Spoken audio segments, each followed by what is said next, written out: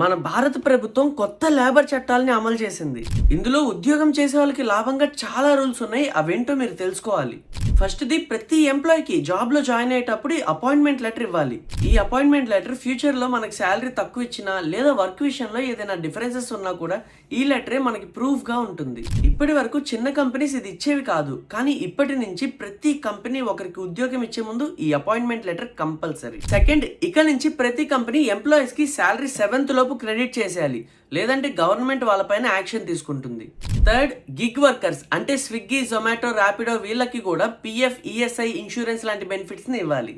Fourth, gratuity. ఇప్పటి వరకు 5 years job చేస్తేనే ఇచ్చేవాళ్ళు, కానీ contract workers or fixed term workers అన్ని ఇయర్స్ వర్క్ చేయరు.